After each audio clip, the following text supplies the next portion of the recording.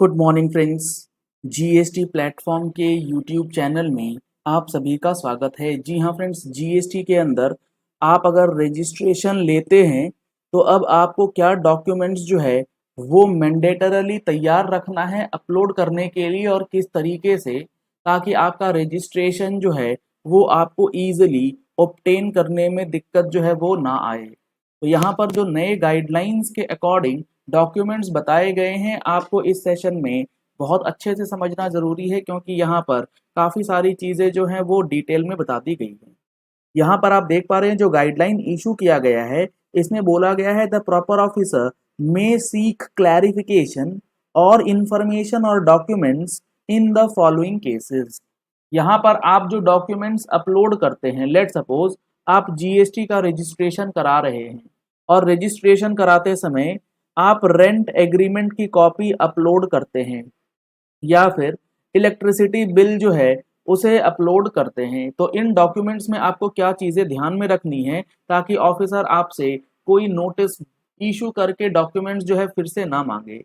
इसमें सबसे पहला पॉइंट है where any document is incomplete और it is not legible the proper officer may seek complete और legible copy of the same. अब होता क्या है कि रेंट एग्रीमेंट लेट सपोज आप अपलोड करते हैं और आपके रेंट एग्रीमेंट में लेट सपोज 5 पेजेस हैं, 5 पन्ने की रेंट एग्रीमेंट कॉपी है। अब जब आप इस 5 पन्ने की रेंट एग्रीमेंट कॉपी को स्कैन करते हैं तो वो जो आपके साइज है, जो आपकी साइज लिमिट है अपलोडिंग फाइल के लिए, उससे एक्सीड हो जाती है। तो आप क्या करते हैं, 5 की जगह पर जो आपको 5 पेजेस पूरे कंप्लीट रेंट एग्रीमेंट को अपलोड करना है, तो वहां पर आप सिर्फ 2 या 3 पन्ने जो है वही डालते हैं ताकि आपकी स्कैनिंग जो है प्रॉपर हो पाए।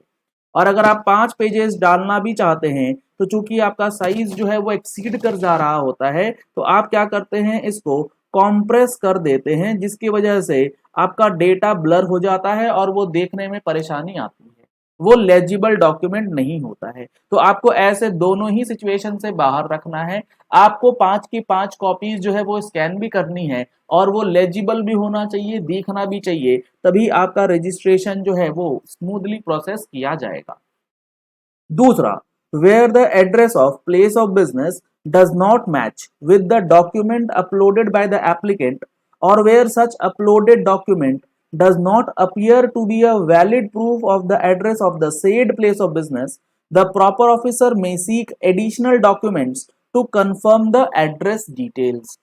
जब आप जीएसटी का रजिस्ट्रेशन फॉर्म REG01 भरते हैं तो वहां पर आप डालते हैं प्रिंसिपल प्लेस ऑफ बिजनेस, और जो आपने प्रिंसिपल प्लेस ऑफ बिजनेस डाला है, लेट सपोज आप डालते हैं गली number 200, house number 786, road Karbala road. तो यहाँ पर जो डिटेल्स आप डालेंगे प्लेस ऑफ बिजनेस के अंदर और आपका जो डॉक्यूमेंट है, चाहे आप रेंट एग्रीमेंट दे रहे हैं उसके साथ साथ आप ट्रेड लाइसेंस का या फिर म्युनिसिपल टैक्स की कॉपीज लगा रहे हैं, तो एग्जैक्ट सेम एड्रेस आपके दोनों डॉक्यूमेंट के अंदर जो है वो होना चाहिए। उस दोनों में कोई भी मिसमैच होगा तो फर्दर क्लैरिफिकेशन के लिए आपसे एडिशनल डॉक्यूमेंट मंगा लिया जाएगा।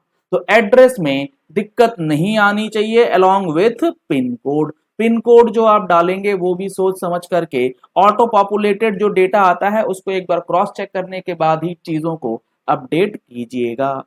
तीसरा जो डॉक्यूमेंट है, where the address of the place of business is incomplete और vague, the proper officer may seek complete और unambiguous details of the address along with the corresponding documentary proof।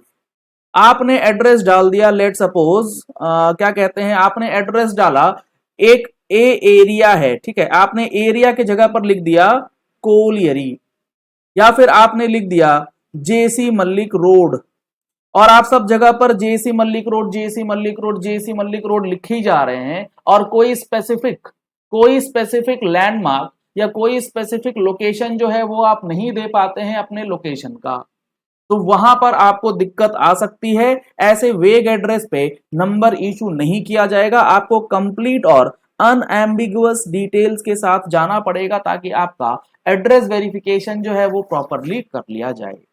आखिरी है, where any GST number has been linked to a PAN of applicant which is found to be cancelled or suspended, the proper officer may seek clarification or reasons for the same from the applicant if required. Let suppose आपके पास एक pan number था जिसमें आपके पास GST registration already आपने ले रखा है। अब आप इस जीएसटी रजिस्ट्रेशन के ऊपर जो आपको रिटर्न फाइलिंग की दारोमदार है वो आप पूरा नहीं करते हैं, जिसकी वजह से नंबर कैंसिल या फिर सस्पेंड कर दिया गया है।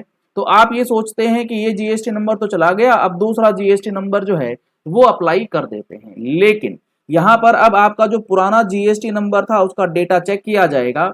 अगर वो आपका कैंसिल है या सस्पेंशन में है तो आपसे पहले रीजंस पूछेगा प्रॉपर ऑफिसर कि आप बताओ जो पुराना जीएसटी नंबर था आपका वो कैंसिल क्यों हुआ, वो सस्पेंड क्यों हुआ, और उसके बाद ही आपको ये वाला जो नया जीएसटी रजिस्ट्रेशन है वो अलाउ किया जाएगा। तो ये कुछ डॉक्यूमेंट्स और कुछ सावधानी जो है वो इस नए गाइडलाइन के अंदर आपको बता दी गई है, जिसको आप अगर फॉलो नहीं करेंगे तो आपकी परेशानी जो है वो बढ़ सकती है। जीएसटी रजिस्ट्रेशन लेने में आपको दिक्कत जो है वो आ सकती है। चलिए इस वीडियो को यही एंड करते हैं। आशा करते हैं आपको ये सारे पॉइंट्स अच्छे से समझ में आ गए होंगे, और अगर आपने हमारे प्रैक्टिकल जीएसटी कोर्स में एनरोलमेंट करा रखा है तो आपको ये बेशक बहुत अच्छे से समझ में आ जाएगा, क्योंकि ये सारी चीजें हम लोगों ने अपने प्रैक्टिकल जीएसटी कोर्स के अंदर जब रजिस्ट्रेशन का चैप्टर किया था तो उसमें मैंने आपको बताया था किन चीजों के लिए आप अपना रजिस्ट्रेशन अप्लाई करते समय बातों का ध्यान रखेंगे, जैसे आधार ऑथेंटिकेशन है और भी कई सारे प्रोसेस जो है उसमें बताए गए हैं। तो अगर आप लोगों ने अभी तक इसमें एनरोलमेंट नहीं कराया है तो नंबर्स आपको स्क्रीन पे दिए गए, इन नंबर्स पे कॉल करके व्हाट्सएप करके आप इस कोर्स की डिटेल्स ले सकते हैं।